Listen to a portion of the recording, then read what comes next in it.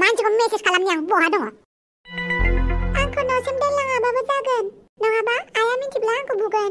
हाब आंनि सनाखौलाय मानो बुनांगौ जाखो जोंहानि आइया बिराद डेन्जारथार आंखौ मालाबा लोगो हमहोलाय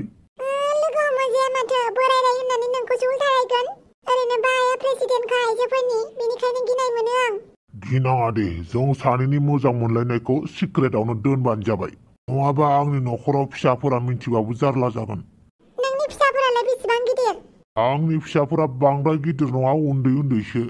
बिमायालाय बहाथो थांखो बिमाया सोरजोंबा खारलांबाय गावनि गथ'खौनो गारनानै सोरखौबा फेसबुकआव लोगो मोननानै मालाय खारलांबाय माथो बुंबावनो हिनजाव गारना खारजानायसो होनबा नों माथो खालामबावनो फिसा सानैखौ आंनो हारसिं फेदेरनांसिगोन जोबोद दुखुनांथाव बाथ्रा नै जोंहानि न'आ मोनसिगोन नों बेवहायनो लाखिदो जागोन दे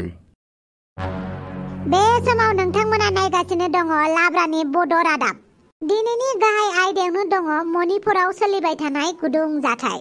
मणिपुरनि बे जाथायखौ लानानैनो भारत नाङै गाबखांदों दुखु मोनदों दासान्दि मणिपुराव गुदुं थासारि जागासिनो दङ मणिपुराव मोननै कमिउनिटिया गावजों गाव नांलायनायनि जाहोनाव गोबां मानसिफोरानो गावनि न'खरखौ गारनानै खारनांदों गोबां न'खरनि मानसिफोरा गावनि बिमाखौ खोमानानै लानांदों सोरबाया गावनि बिफाखौ सोरबाया गावनि फंबायखौ सोरबाया गावनि फिसाजोखौ सोरबाया गावनि बिनानावखौ बिसोरनि बेफोरबायदि मोननै कमिउनिटियाव गावजों गाव दाङाबाजि जालायबाय थानाया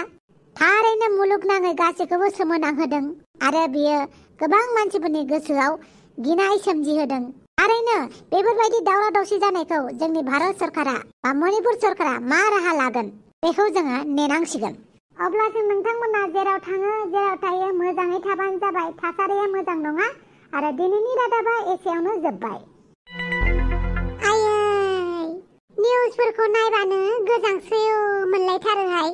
दा जाय जायगायाव जादों बिसोरनि मानसिफोरासो मिथिसिगोन आरो जानाय लोंनाय सुख गैया उन्दुनाय जानाय सुख गैया माबायदि गियै गियै थानांगौ जायो आरो जाय जायनि न'खरा फिसाजोफोरखौ इनाय अनागारि खालामदों मानसिफोरनि नोजोराव नायथाव हायै हाबा मावदों बिसोरनि न'खरनि मानसिफोरनि गोसोआव मा बेरखांदों बैसोरसो मिथिसिगौ आरो हांग्रेमोन दे मा जालायखो आं माबाफोर गोरोन्थि मावलायबाय नामा निउस नायनानै गोसोखौ गाज्रि मोनदों आं नोंखौ दुखु मोननो आंहा टाइम गैला नायनांलालै दासान्दि निउसखौनो नायनांला नों गोसो गोरलैफोरा निउसफोरखौ नायनानै गावनि खर'खौ गुदुं खालामनानै लानाङा मिथिबाय हांग्रेमोन दे माथो खालामनो आरो माबायदि जागासिनो दङ नुवाखै जोंनि आसामावबो बेफोरबायदि जाबा मा जानांगौ जाखोहाय जोंनि आसामावथ' थागिबिफोरनि हारिफोरानो गोबां रोखोमनि मणिपुरफोरावथ' मोननैल'सो जाथिया नांलायदों थारैनो जोंनि आसामावबो देनां बेफोरबायदि जायोब्ला सोर सोरजों लोगो जालायगोन सोर सोरजों नांलायगोनहाय सोरनि हारिया सोरजों दावहा नांगोन सोरनि हारिया सोरजों खारफागोन बेफोरखौ सानबानो गोजांस्रिउ मोनलायोहाय ओइ बारा सानबाय थानाङाब्रा बेफोरबायदिखौनो सानबाय थायो नामा नोंलाय जेबो खालामनो हाया होमबा आंलाय फिसा एमएलएआलाय माथो खालामनो हानोब्रा जोंनि आसामनि गिदिर गिदिर मन्थ्रिफोरनि आखायावसो थागोन बेफोरो मा खालामनांगौ मा खालामनाङा बिसोरनि आखायावसो जोंलाय जाबाय जायगानिल' एमएलए जोंहा एसेबां पावार गैयाब्रा खालि दा जों बेखौल' साननांगौ जोंनि बर' हारिया जेब्लाबो गोख्रोङै थानांगौ मजबुत जानानै थानांगौ जाहाथे इयुनाव मणिपुर बायदि दाजाथों जोंनि गेजेरावबो गिनाय मोनोहाय गिनाङा दे गिनाङा मानो गिनांगौ जाखो गैया नोंलाय बहाथो थांनो ओंखारदों माबा एसे खर'फ्रा गाज्रि जाबाय थानायलाय बेरायनो थांनो ओंखारदों लोगोफोरजों आरो सिख्लाफोर लोगो हमैनो नङाथ' नै मानो बिदि बुङोब्रा लोगो हमालाय अमा राजा मालाबा गाज्रि नों गाब्र मारबावसिगोन नोङो नोंनि आखलखौ सोलायाबा सिन्था खालामनाङालै हांग्रेमोनदि आं दं दे थाथ'दो आं फैबाय सिन्था खालामाबानो जाबाय जिबायदि सोलिगासिनो जोंनि बर'नि गेजेरावबो बर' हारिया रानलायबाय माथो माबा सोरबा नांगोलनो सोरबा ट्रेक्टरनो जोंनि गेजेरावबो माथो दाङाबाजि नुलायो जोंनि मोनसे हारियावनो अब्ला इयुनखौ लानानै गिनांगौ जायोथ' आरो आयै लोगोफोरनि बार्थडे दङ आयै आं थांनि दे थांबानो जाबाय थाब फैबानो जाबाय दे जागोन आयै गिनायसो मोनसेहाय जाबायदि जागासिनो दङ फिसा हिनजावफोरनि सायाव इनाय अनागार मा जाखो दाउखाबा बिदाया बोरैलाय नोंदायालाय माथो सैमा आथिं बायदि बेरायहैबाय थाखायो मिथिखायो दा नोंलाय बे आदाया दासान्दि बिराद मिनिहाला थाग्रा जाबायलै आयै लटारिसो नांखुमाबाय खोमा मिनिनानै थानाया मोजांसो दा होमबाबो आदा एसेयावनो दुखुथिया जिउ होनग्राया खम जाबायलै औहाय आंबो खोनाथाराखै दासान्दि नंगौथार नङाबाथ' आदाया नंनायनि दुखुथिया जिउ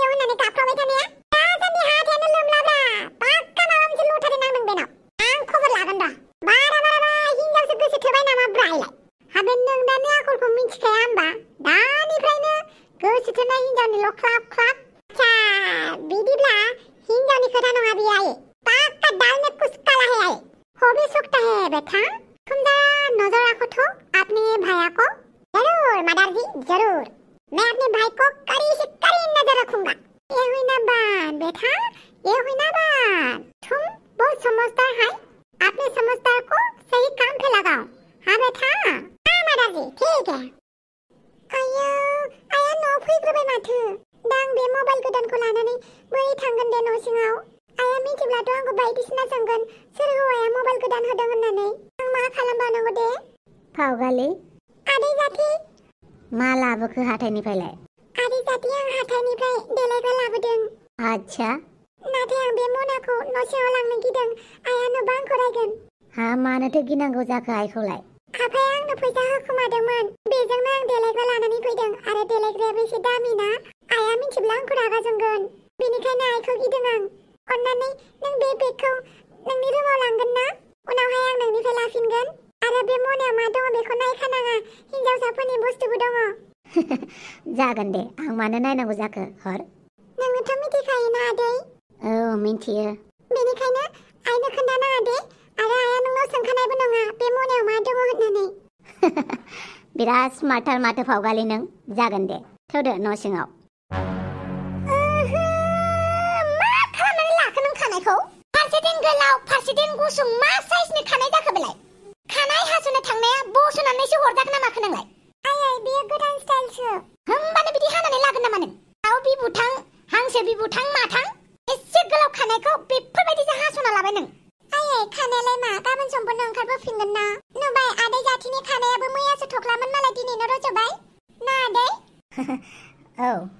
ओमफ्राय मानो एसे गोबाव जानाय आं नोंखौ बुंखादोंमोन ना आं मोनफैनि सिगांनो मोनफैनांगौ होननानै लोगोफोरजों रायलायनायावनो बिउटि पार्लारावनो एसे गोबाव जादों पार्लाराव बिराद मानसि दङमोन लाइन जानानै नेबाय थानायावनो गोबाव जादों थगायाखैथ' आंखौ ओमफ्राय जाथि नोंहालाय मा लाबोखो मनायावलाय ना मनाया फावगालिनि ओहो आंनि नङा आदैनिसो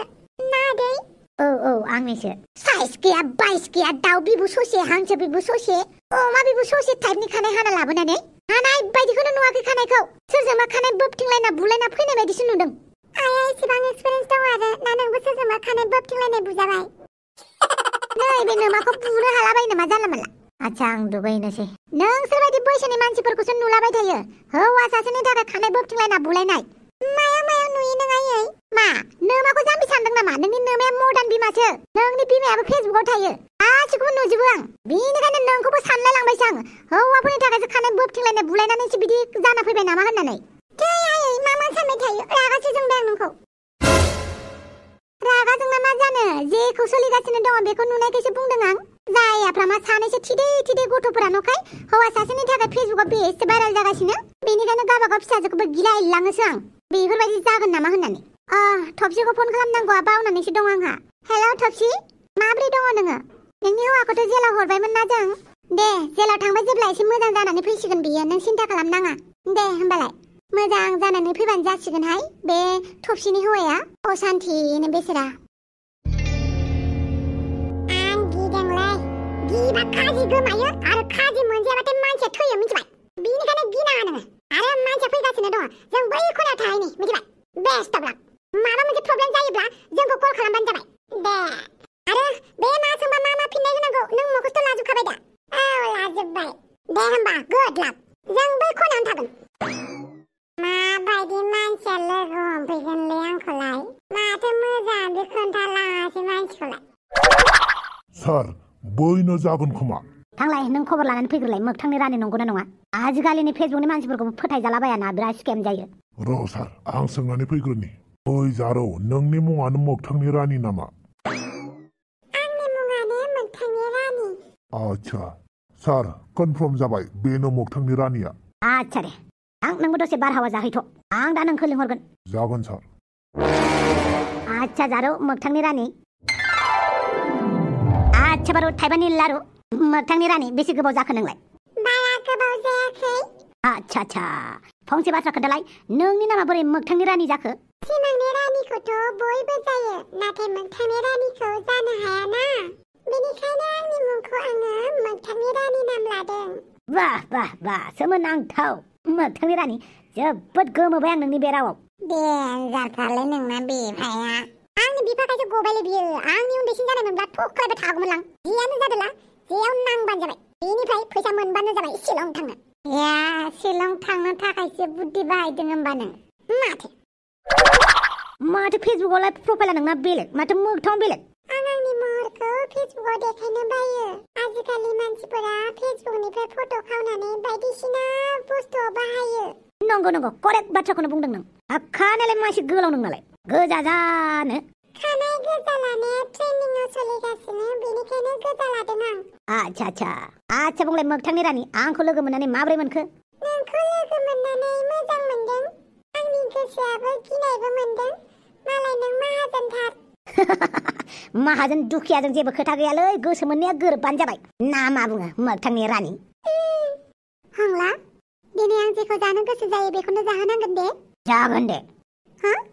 बैखौथ' आं सिनायो बेथ' अमा राजा आदैसो सोरजों रायलायफैदों बेलाय दे मा नांगौ अर्डार खालामबानो जाबाय ओइ वेटार ओजों फैलाय आदै अला सोरबासो माथो मा जाबावनांगौ ब्रा दालाय माथो जोंलारिसो माब्रै मोनखो देहाया नोंना नोंजों फंसे बाथ्रा रायलायनोमोन साइडआव फैनो हागोन ना थांगासिनो दे मोगथांनि रानि जिरायथ' दे मा नायदोंहाय नोंखौ आं सिनायनाय मोनदोंलै जों सानैया सिनायलायो नामाब्रा सिनायाहाय मा गैलालै बे हंलाय आंखौ सिनायनांगौबा सोरलै नों मालाय असिनाखि सिख्लाखौ सोर होननानै सोंनो लाजिया आरो नोंखौ सिनायनाय मोनदों आं बेनिखायनो सोंदों आं सोरलै नों आं रावबो नङा आच्छा जोंलारि फिसा बुंलाय मा खोथामोन आदै नोंथ' डेटिंआवसो फैदों नङा होमबा बे सिख्लाजों नोंहा मा सोमोन्दो दङ डेटिंआव नङालै आं गासैखौबो मिथिखायो नोंनि गोसोआ बिराद अनसुला होननानै बेथ' नंगौ आंनि गोसोआ बिराद अनसुला बेनिखायनो नों गासैबो सिख्लाफोरखौ अनो नङा होमबा बिदिथ' नंद्राया आंखौ थगायनो दासान आं नोंनि सोमोन्दै गासैखौबो मिथियो नों जुदि नोंनि सोमोन्दै मिथिजानो लुगैयाखैब्ला एमाव राजा दावखा राजा आरो आयं हाग्रिमोनदिनो खोन्थाजानो लुगैयाखैब्ला आंजों मोनसे डिल खालामनांगोन आयला डिलबो खालामलायो होमबा नों नोंनि सेफटिनि थाखायसो बुंदों आंनो फैसा होनांगोन नों बेबो एभ्रि मान्थ नङाब्ला नोंनि सोमोन्दै बयनोबो खोन्थागोन आं वायला जोंलारि फिसा आंखौ नों ब्लेकमेलसो खालामबाय होमबा औ बेखौनो होननानै साननानै ला आंनो एभ्रि मान्थ 10,000 फैसा होनांगोन 10,000 औ ना खमद्राय जादों वायला माबायदि फिसा खांखोब्रा बे सोमस्रिया आं मिथिगौ नों दाखालि जोंहानि आइ आफाखौ हेफाजाब होदों नाथाय एबार आंनि थाखायबो हेफाजाब नांगौ बेनिखायनो एभ्रि मान्थ आंनो 10,000 फैसा होनांगोन थोद हामालाय फिसा गेदेर मानसिखौ बिदि ब्लेकमेल खालामनो बेबोथ' हामाना नों हिनजाव थाखानानै गथ' गथाय थाखानानै लाइन मारिनाया बेबो हिनजावनो सानैबाव बेनिखायनो आंनो 10,000 होनायाव नोंहा जेबो खहा थाङा आंनो 10,000 नांगौ दानो आयला जोंलारि फिसा आं मिथिगौ बे गाज्रि नाथाय मा खालामनो नोंबोथ' इसिबां उन्दै मानसिजों लाइन मारिदों बेनिखायनो फैसा होनांगोन आंनो हरदो फैसाया आच्छा जागोन दे नोंनि एकाउन्ट नाम्बारखौ हरबानो आं फैसाखौ सोनानै हरगोन आं मिथिया आंनो केस नांथारगौ हर दानो आं एसेबां बुरजा केस लानानै गिदिङालै नों सिन्था खालामनाङा आं नोंनो हरथारगोन दे नोंनि मबाइल नाम्बारखौ हरबानो जाबाय होमबालाय लिरनानै लादो आयला बे जोंलारि मा रायलायदोंलै आफाजों बा फैसाबो बिलायना लालायथारदों माथो आयला नालाय फैसा होमालायदों जोंलारि फिसा नैबे 5,000खौनो लाथ'दो दे आं गाबोन सोनानै हरगोन मिथिबाय आं मिथिया आंनो दिनैनो नांगौ आच्छा जागोन दे आरो नोंसोर सानैनि फट'खौ साफायखाबाय आंखौ थगायनो दासान आयला मा जातनि गथ'लै बेलाय हंला थुदो बेलेग रेस्टुरेन्टाव थांनोसै आरो मा गोमोबाय थागोन नों बेवहाय नैबे मानसिखौ सिनायनाय मोनदों आं नायनि सोर नोङो बोराय मानसिजों लाइन मारिग्रा जाबाय हंला थुदो थांनोसै नाथाय जों बेवहाय जानो फैनाया मा जानांगौ जाखो आं बुंबायना थुदो आच्छा मा जाखो आंनि अमा भाजि ओइ जेबो नङालै गामिनि गथ'फोरसो ना बेनिखायनो एसे ताल लानांगौ जायो आच्छा मा अर्डार खालामखो नोंलाय आं बिराद बुरजा अर्डार खालामबाय आच्छा नंगौ नामा सार थाबैनो जों अफिसाव थांनांगौ सार मानो मा जालायखो फरायसाफोरनि लिडारा फैदोंनो नोंखौ लोगो हमनो सार आच्छा माबाफोर जेंना जालायबाय नामा औ सार फरायसालिफोराव गोबां जेंना जादोंनो बेखौनो डिसकास खालामनो फैदों नोंजों बेनिखायनो नोंथाङा थाबैनो थांनांगौ आच्छा मोगथांनि रानि नों आंखौ गाज्रि मोनगोन नामा आं माने एसे अफिसाव थांनांगौ जाबाय गाज्रि मोना मानो मोननांगौ जाखो गाज्रि मोनबाथ' आं नोंखौ मोजां मोनामोन ना करेक्ट फैसाखौ होलांनोसै आं नोंनो बेसेबां होलांगोन नोंथ' आंखौ हारसिं गारनानै थांसिगोन नालाय एसे बुरजा होलांनांगोन बा दानि जुगनि गथ'फोरा मा फैसाल'लै दानि जुगाव जेरावबो फैसा नांगौ जायो नालाय बेनिखायनो डाइरेक्ट बिनांगौ जायो जागोन दे जागोन 10,000 होनानै गालांगोन आं जाहाथे मास मोनसे सोलिनो हायो 10,000 जोंनो सोलिनो हायो आरो दखना गांसेयावनो 10,000 लायो दे होमबालाय दिनै आं 10,000ल' होलांनोसै गाबोन समफोर मा नांगौ बिबानो जाबाय आंनाव जागोन दे अके बाय बाय मोगथांनि रानि उनाव लोगो मोनफिनगोन बिफे देन्जार माथो आरो आंना मा होनखोलाय मा होनखोसो होनदों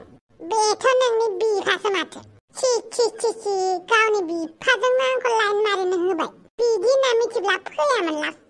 दाथ' नों फैसा मोनसिगोन ना फैसा मोननायालाय मानिथो सिन्थाब्रा बोरैबा आंखौ सिनायनाय मोनबा मा जागौमोन नाथाय सिनायासैना बियो बेबारनिफ्राय आंखौ दालेंखालै